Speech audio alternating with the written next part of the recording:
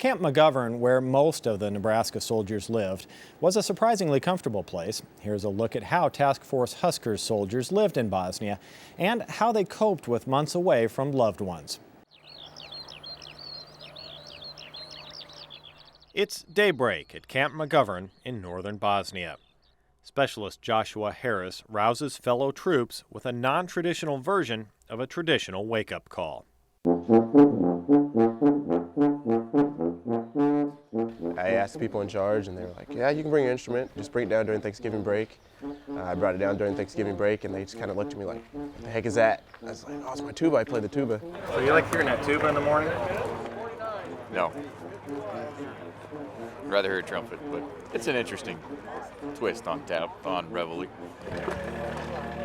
Harris left behind classes at UNL and a spot in the marching band when his Army Guard unit was activated last fall. Miss home a lot, miss the band, miss all that fun stuff.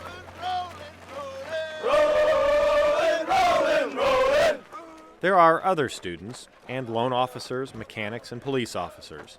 They come from 42 of Nebraska's 49 legislative districts, roughly 400 citizen soldiers that together comprise Task Force Huskers. Most live at Camp McGovern. Its location is key. It sits on the line that divides the Serb-held portion of the country from the Muslim Croat area. It's also near Brčko, a city about the size of Grand Island. Here, many Bosnians died in battle or were victims of horrific war crimes. Control of Brčko was disputed for years after a peace treaty was signed in 1995. There's no question Camp McGovern sits in an area still considered a war zone. Buildings are heavily bunkered. Barbed wire fences, guard towers, and a 10-foot berm surround the camp. Soldiers carry weapons at all times, clearing them at safety checkpoints before entering buildings. McGovern is often described as Spartan, for good reason. It's a flat, mostly treeless sea of white rock. The rock is needed because it normally rains a lot here. Soldiers live and work in dark brown buildings called sea huts. Still, they say it's a pretty good place for a cavalry unit to call home. Well, this is one of the hidden secrets of the Army. This base camp is a lot nicer than I expected. As a cavalryman, we're kind of used to being out in the tents and having outdoor toilets and just dealing with the weather. And here we have these nice sea huts with air conditioning and twin beds, and the dining facility is amazing. It's a great place to be. I'm a single person and I'm a bachelor, so it's nice. I mean, I got a place to do my laundry, cook me food. Food's really good here. Yeah, there's quite a variety. Maybe too good. Some soldiers say they've gained weight here. Maybe that's one reason exercise is a common diversion. The camp has a huge weight room and gym. Intramural sports like volleyball and softball are also popular. Soldiers can't leave McGovern for recreation, so on-camp activities are important. As the leadership has to deal with their soldiers, a soldier that's happy and enjoying himself is just a lot easier to use and to work with. We have the softball, the horseshoes, the volleyball games, and a lot of that relieves the stress of the soldiers. It gives them something to do in their time, and it builds camaraderie. So as the soldiers go out and do their mission, they're just a lot more comfortable, and I think the people notice that. Entertainers like this country rock band and NFL cheerleaders make periodic stops at McGovern, and there's always sumo wrestling.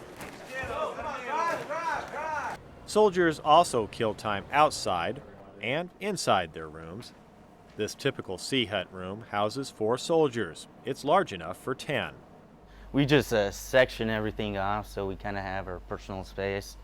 And just bed, we got our little foot lockers, kind of messy. That's where we keep all of our clothes and bathing items. And most of us have a TV and DVD player, VCR, so we can watch what we want. And then we have all of our gear, usually under our bunks. Technology also helps soldiers stay connected to home. They use phone lines and live chat in the camp's cyber cafe to stay in touch with wives, kids, and parents. The communications that they have here, the DSN lines, which is something that we can call back home, the internet, the web cameras, and they provide us all with that. So that keeps us in contact with our family. So it's not so hard, but it's still kind of hard that we don't get to go have dinner with them, supper, breakfast. Owens, a loan officer, and Sergeant Robert McMullen, an electrical wholesaler, are two of the Task Force Huskers soldiers who also served for 6 months in Kuwait in 2001. I'm very anxious to get home. I miss my wife and my kids. This is my second deployment, and I don't want to have any more.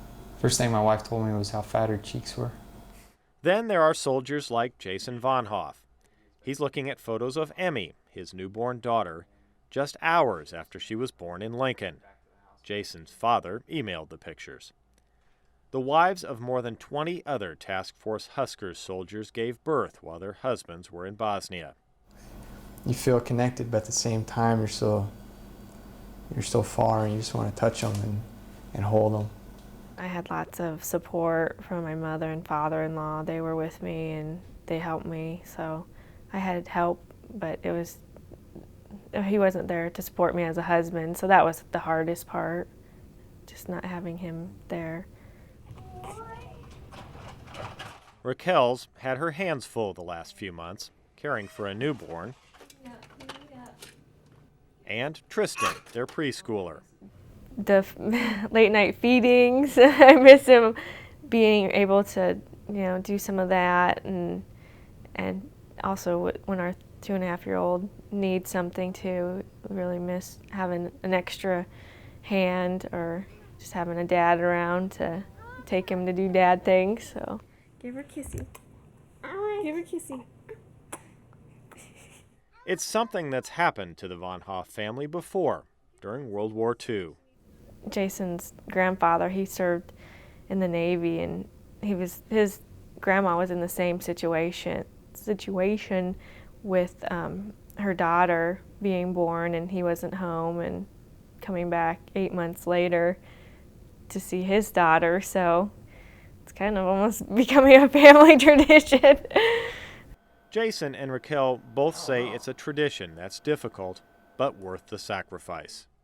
Being in the Army and the Nebraska National Guard and coming over to Bosnia, it's really mellowed me out. It's made me put my life more in perspective as far as like what's really important. It's a feeling echoed by other Nebraskans who say they've been changed by the Bosnian experience.